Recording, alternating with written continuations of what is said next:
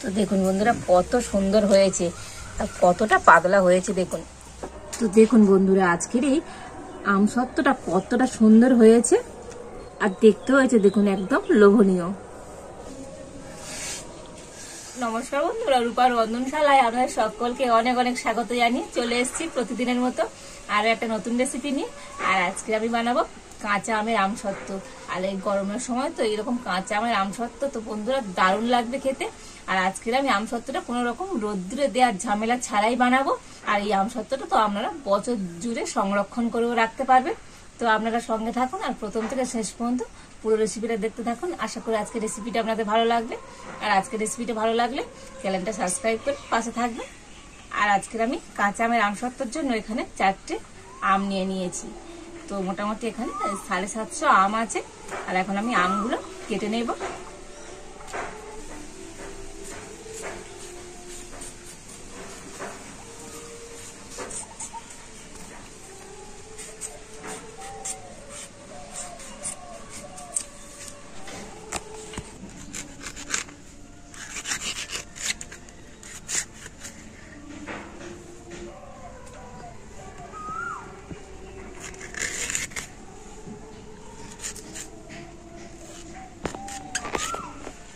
তো আমটা এরকম ছোট ছোট টুকরো করে কেটে নেব।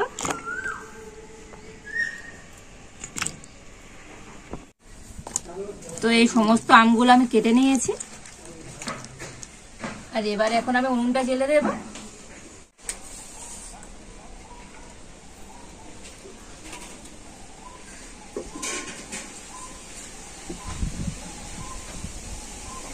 তো প্রথমে আমি আমটা সিদ্ধ করে নেব, তার জন্য কড়াইতে আমি দিয়ে দিচ্ছি জল। আর এবার আমি কেটে নিয়ে আমগুলো জলের মধ্যে দিয়ে দেব।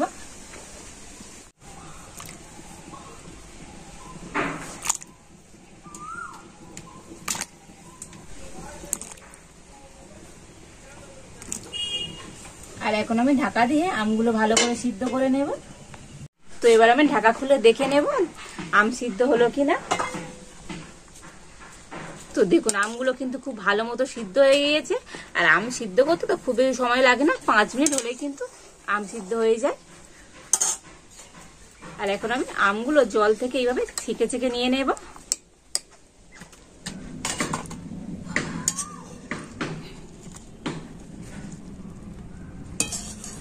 আর এবারে আমগুলো আমি ঠান্ডা করে নেব। আর এদিকে আমি একটা নিয়েছি ট্রে।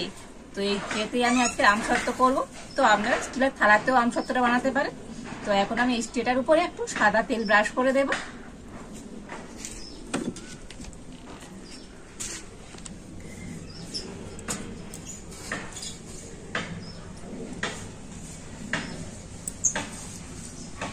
তো সাদা তেলটা কিন্তু ট্রের মধ্যে আমি খুব ভালো করে ব্রাশ করে দিয়েছি। আর এদিকে আমগুলো ঠান্ডা হয়ে গিয়েছে। আর আমি একটা এরকম বড় ছাঁকনি নিয়ে নিয়েছি। আর এখন আমি এই সিদ্ধ করা আমগুলো ছাঁকনির মধ্যে নিয়ে নেব।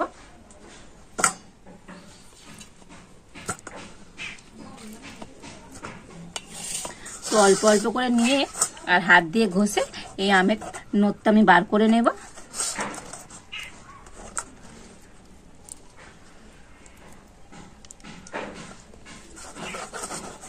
আর এই ছাঁকনির মধ্যে নিলে তো আর আলাদা করে এই আমের নোটটা ছেঁকে নিতে হবে না, একেবারে ছাঁকাই হয়ে যাবে।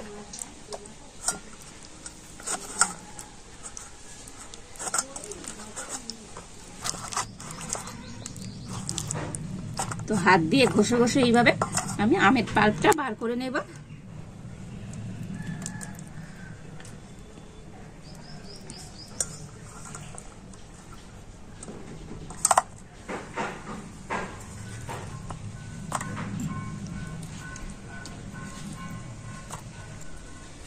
আর এইভাবে সমস্ত আম থেকে আমি আমের পাল্পটা বার করে নিচ্ছি। তো দেখুন সমস্ত আমের পাল্পটা আমি এইভাবে বার করে নিয়েছি। আর এখন আমি এই আমের পাল্পটা কড়াইতে দিয়ে দিচ্ছি।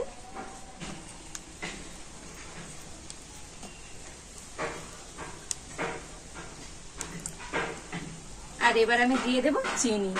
তো আমের পাল্পের মধ্যে আমি 1 বাটি চিনি দিয়ে দিচ্ছি। তো আপনাদের আম যেমন টক হবে তো সেই বুঝে আপনারা চিনিটা ব্যবহার করবেন।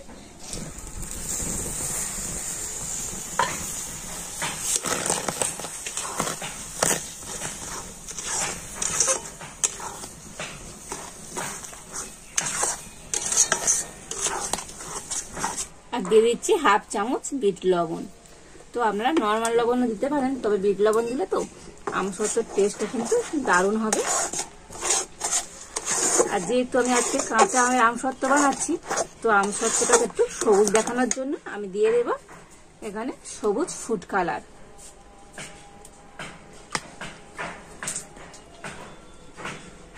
তো অল্প একটু আমি ফুড কালার দিয়ে দিলাম।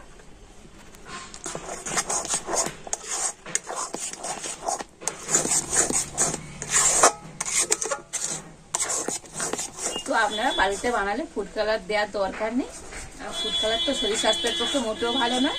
তো আমি দেখার সৌন্দর্যের জন্য অল্প একটু ফুড কালার দিয়ে দিলাম। আর এখন আমি সমস্ত কিছু একটু ভালো করে ফুটিয়ে নেব।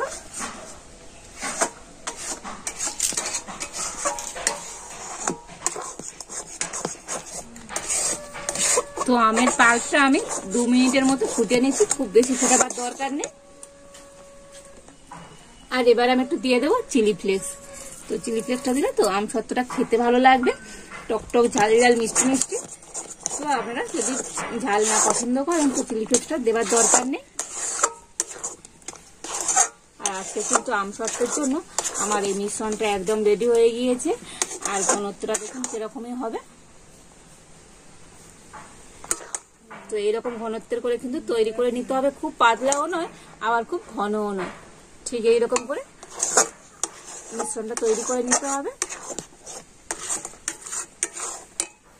আর এখন আমি এই মিশ্রণটা নিয়ে ট্রেটার মধ্যে দিয়ে দেব।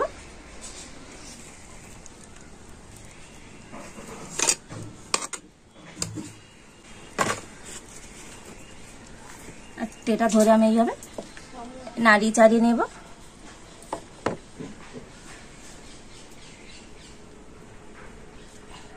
তো খুন্তি দিয়ে আমি এইভাবে একটু টেনে টেনে সমান করে দিচ্ছি। তো দেখুন খুন্তি দিয়ে তো ট্রেটাকে আমি এইভাবে সমান করে দিয়েছি। আর এবার এটাকে আমি ফ্যানের হাওয়াতে 1 দিন রেখে দেব। যেহেতু বলেছি আজকে আমি কোনো রকম রোদ্দুর দেওয়ার ঝামেলা ছাড়াই বানাবো, সেই কারণে আমি আজকে আমসত্ত্বটা রোদ্দুরে দেবো না। তো পাখার হাওয়াতে আমি 1 দিন রেখে দেব। তো তারপরে আপনাদের দেখাবো কেমন আমসত্ত্ব হয়েছে। আর এই আমসত্ত্বটা যদি আপনারা অনেক দিন ধরে রেখে দিতে চান সেক্ষেত্রে কিন্তু রোদ্দুরে দেবেন। তো রোদ্দুরে দিয়ে রাখলে তো অনেক দিন ভালো থাকবে।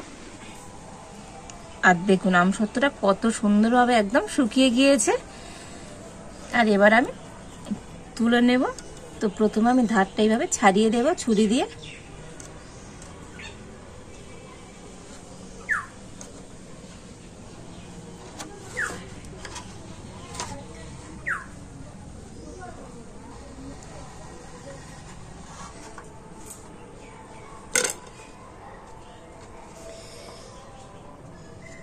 আর এবার আমি এটা থেকে আমসত্ত্বটা কিন্তু তুলে নেব।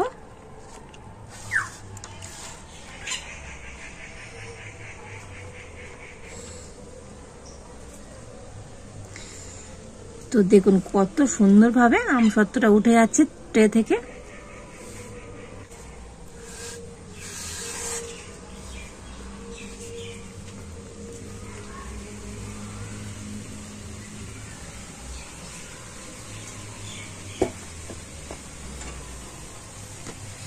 তো দেখুন বন্ধুরা কত সুন্দর হয়েছে আর কতটা পাতলা হয়েছে। দেখুন ওপার থেকে আমার হাত দেখা যাচ্ছে কতটা পাতলা হয়েছে, কত দারুণ হয়েছে। আর এখন আমি এটাকে কেটে নেব।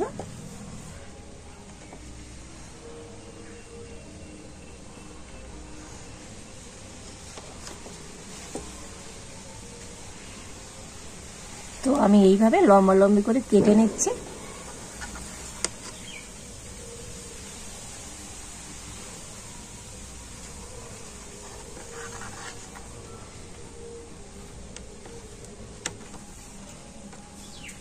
আর এইরকম ভাবে আমি রোল করে নিচ্ছি।